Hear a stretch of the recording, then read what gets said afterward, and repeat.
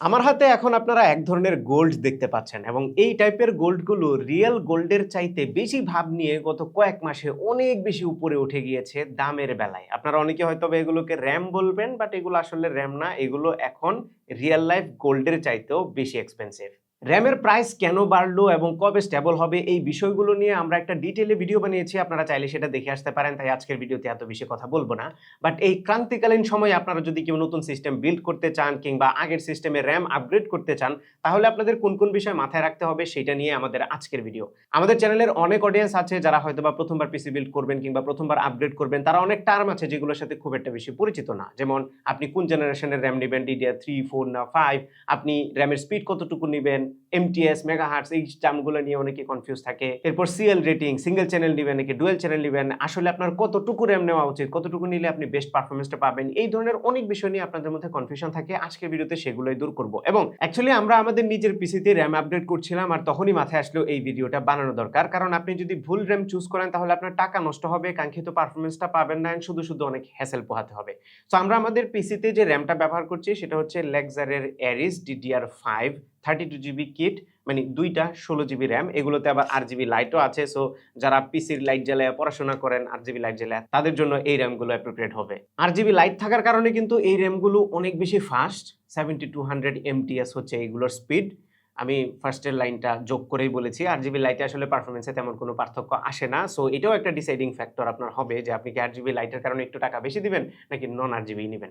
By the way, এই RGB light কিন্তু এই র্যামটা স্পেসিফিক্যালি সব ধরনের সফটওয়্যার দিয়ে কন্ট্রোল করা যায়, যেমন আসুসের অরা সিঙ্ক, গিগাবাইটের RGB ফিউশন, MSI এর মিস্টিক লাইট সিঙ্ক এবং অ্যাজরকের পলিক্রোম সিঙ্ক, সবগুলোতেই এটার RGB লাইট কন্ট্রোল করার অপশন আছে। এখন সর্বপ্রথম বা প্রাইমারি বা মেইন যে জিনিসটা আপনাকে র্যাম কেনার আগে দেখতে হবে সেটা হচ্ছে কম্প্যাটিবিলিটি। সো আপনি নতুন যদি একটা পিসি বিল্ড করেন তাহলে সেখানে আপনি যে পার্টসগুলো চুজ করতেছেন সেগুলোর সাথে আপনার র্যামটা কম্প্যাটিবল কিনা, আর যদি পুরনো পিসিতে আপনি আপগ্রেড করেন তাহলে তো আরো ভালো করে দেখতে হবে যে এগুলো কম্প্যাটিবল কিনা। সো কম্প্যাটিবিলিটি দেখার জন্য আপনাকে সর্বপ্রথম যেটা দেখতে হবে সেটা হচ্ছে আপনার এই র্যামের জেনারেশন কোনটা।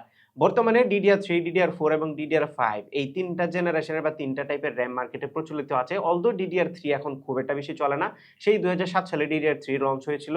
DDR4 এখনো পর্যন্ত মার্কেটে চলে এবং এগুলা বেশিরভাগ মানুষই এগুলো কিনে কারণ দাম একটু কম। DDR4 লঞ্চ হয়েছিল 2014 সালে এবং DDR5 লঞ্চ হয়েছে 2020 সালে।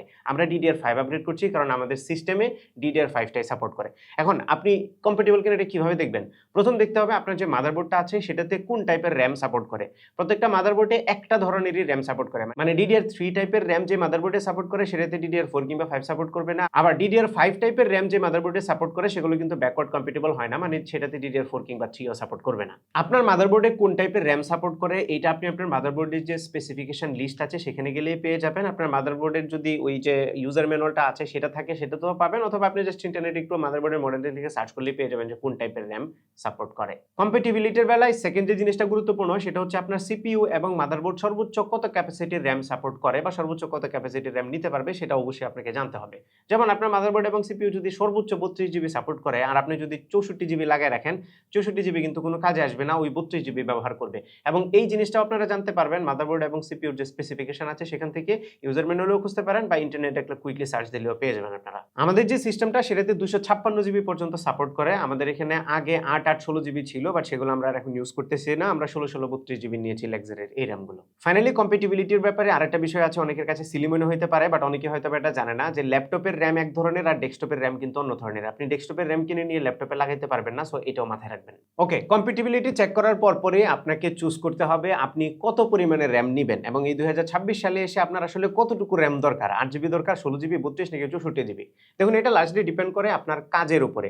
আপনি যদি বেসিক অফিসের কাজ টাজ করেন এবং টুকটাক মিডিয়া কনজাম্পশন করেন তাহলে 8GB র্যামই আপনার জন্য এনাফ। তবে আপনি যদি টুকটাক গেমিং করেন এবং হালকা পাতলা মাল্টিটাস্কিং করেন তাহলে 16GB রিকমেন্ডেড। অ্যাকচুয়ালি এখন বেশিরভাগ সিস্টেমে 16GB লাগানোটাই বেটার। 8GBটা একদমই লাইট ইউসেজ, আপনার যদি বাজেট অনেক টাইট থাকে তাহলে 8GBতে যাবেন, আদারওয়াইজ 16GBটাই এখন স্ট্যান্ডার্ড। এরপর আপনি যদি ভিডিও এডিটিং করেন, 3Dর কাজ করেন বা হেভি মাল্টিটাস্কিং করেন বা আপনি যদি একটু পাওয়ার ইউজার হন তাহলে আপনি 32GB নেবেন।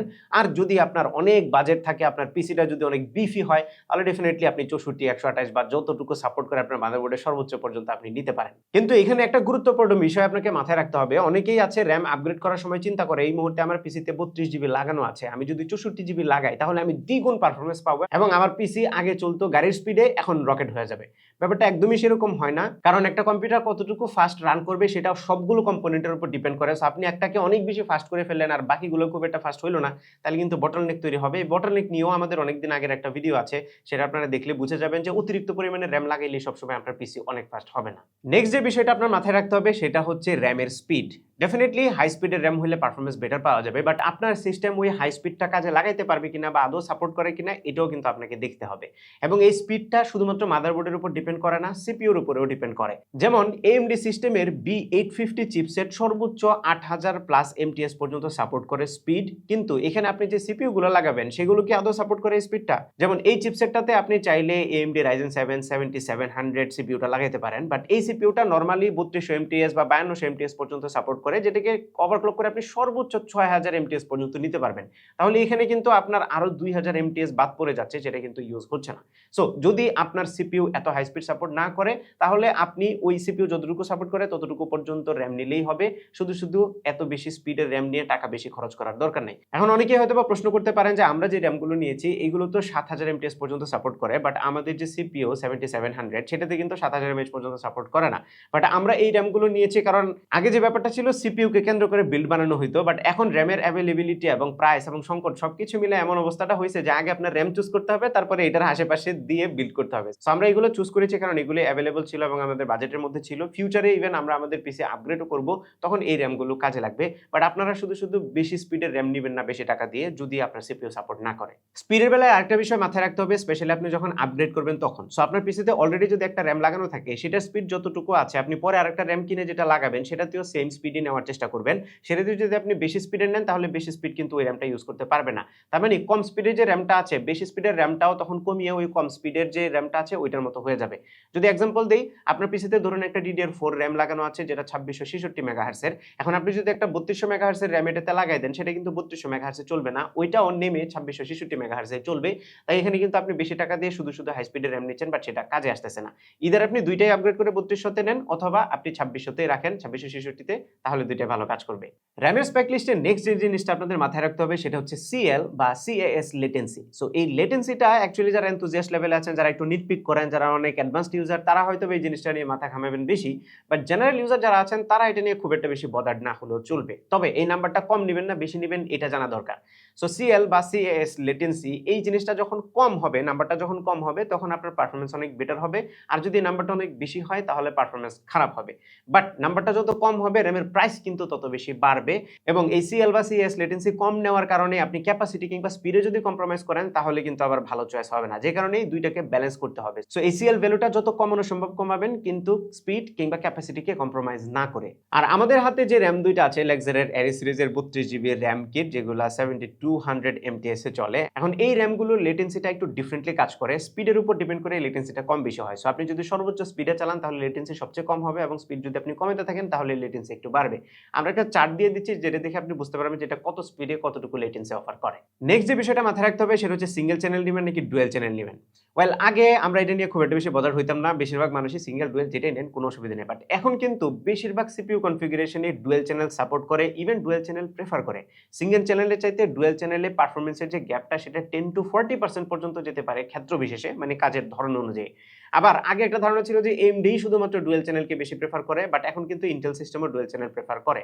ডুয়াল চ্যানেল মানে হচ্ছে আপনি যদি 16 জিবি র‍্যাম লাগান তাহলে 8 জিবি একটা 8 জিবি একটা, মানে দুইটা স্টিক আপনি লাগাবেন। যেমন আমরা 32 জিবি র‍্যাম আপগ্রেড করছি এবং সেখানে আমরা 16 জিবি করে দুইটা স্টিক ইউজ করতেছি। তবে আপনার যদি বাজেট স্বল্পতা থাকে তাহলে আপনি 16 জিবি একটা অথবা 8 জিবি একটা আপাতত লাগাইতে পারেন। পরবর্তীতে যখন আপনার টাকা হবে তখন আপনি আরেকটা সেম স্পিডের সেম ব্র্যান্ডের সেম টাইপের র‍্যাম আরেকটা লাগিয়ে নিতে পারেন, তাহলে ডুয়াল চ্যানেল হয়ে যাবে। এখানে আরেকটা বিষয় আমরা আরেকবার জোর দিয়ে বলতে চাই, যেটা আগেও বলেছি, সেটা হচ্ছে এখানে কম্প্যাটিবিলিটিটা অনেক বেশি ইম্পর্টেন্ট। আপনি যদি র‍্যাম আপগ্রেড করেন পরবর্তীতে তাহলে অবশ্যই আপনারা সেম টাইপের র‍্যামটাই নেবেন, যদি পারেন সেম এক্সাক্ট র‍্যামটাই নেবেন, তাহলে কোনো ধরনের ইনকম্প্যাটিবিলিটি কিংবা স্ট্যাবিলিটিতে ইস্যু পাবেন না।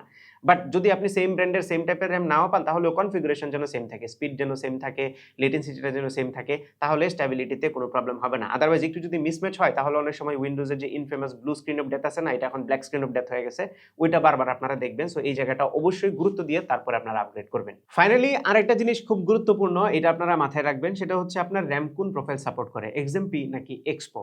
ওয়েল ইউজুয়ালি সবগুলো র্যামই যখন আপনি স্পিডের মার্কেটিংটা দেখবেন তারা কিন্তু ওভারক্লকড যে ভ্যালুটা সেইটা বলে থাকে। একটা স্ট্যান্ডার্ড ভ্যালু থাকে যেটা সব ধরনের সিস্টেমেই সাপোর্ট করে, যেটা হচ্ছে জেইডিইসি। সেই ভ্যালুটা সবগুলোতেই সাপোর্ট করে, কিন্তু আপনার পিসি যদি এএমডি সিস্টেমের হয় তাহলে দেখবেন আপনি যে র্যামটা নেবেন সেটাতে এক্সপো সাপোর্ট আছে কিনা, আর যদি আপনি ইন্টেলের সিস্টেমের জন্য র্যাম কিনেন তাহলে অবশ্যই দেখবেন সেটাতে এক্সএমপি সাপোর্ট আছে কিনা। যদিও এখনকার সময়ে বেশিরভাগ র্যামই এক্সএমপি এবং এক্সপো সাপোর্ট করে, যেমন আমাদের হাতে লেক্সারের যে র্যামটা আছে এটাতে কিন্তু বোথ এক্সএমপি, এক্সপো এবং জেইডিসি এটা তো স্ট্যান্ডার্ড থাকেই, সো সবগুলো এটাতে সাপোর্ট করে। বাট আপনার সিস্টেম দেখে অবশ্যই দেখে নেবেন যে সেই প্রোফাইলটা সাপোর্ট করে কিনা, আদারওয়াইজ কিন্তু আপনি সর্বোচ্চ স্পিডটা উঠাইতে পারবেন না, স্ট্যান্ডার্ড স্পিডে থাকতে হবে। এখন আমরা যে র্যামগুলো নিয়েছি আমাদের প্রিভিয়াস র্যাম থেকে এগুলো ডেফিনেটলি অনেক অনেক বেটার, আমরা পারফরমেন্সে অনেক ইমপ্রুভমেন্ট পেয়েছি, গেমিং, ভিডিও এডিটিং এবং টুকটাক ভার্চুয়ালাইজেশনও আমরা করে দেখেছি। এই র্যামগুলো খুবই ভালো পারফর্ম করছে এবং আমাদের যে এক্সপেকটেশন ছিল সেই এক্সপেকটেশন এই র্যামগুলো পারফেক্টলি মিট করতে পারছে, বরং আরো কিছু হেডরুম রয়ে যাচ্ছে যেন ভবিষ্যতে আমরা আপগ্রেড করলে সেইটাকেও এনজয় করতে পারি।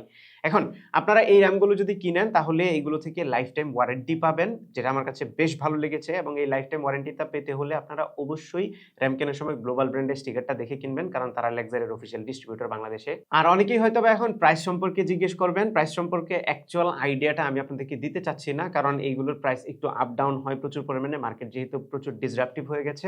তাই আমরা ডিসক্রিপশনে এবং কমেন্টে লিংক দিয়ে দেবো, সেখানে গিয়ে আপনারা রিয়েল টাইম প্রাইসটা জানতে পারবেন, মানে বর্তমানে কত প্রাইস আছে, কারণ র্যামের প্রাইস আসলে একদম লাইক আকাশ কুসুম পরিবর্তন হচ্ছে। সো এই ছিল আমাদের আজকের ভিডিও, আশা করি ভিডিওটা আপনাদের ভালো লেগেছে। যদি ভালো লেগে থাকে তাহলে ভিডিওতে একটা লাইক দিবেন, কমেন্ট করে জানাবেন কেমন লাগলো। আপনার ফ্রেন্ডদের সাথে শেয়ার করতে একদমই ভুলবেন না। আমাদের পেজে ফলো এবং চ্যানেলে সাবস্ক্রাইব করতে মাস্ট। দেখা হবে পরবর্তী ভিডিওতে। Till then take care. আসসালামু আলাইকুম।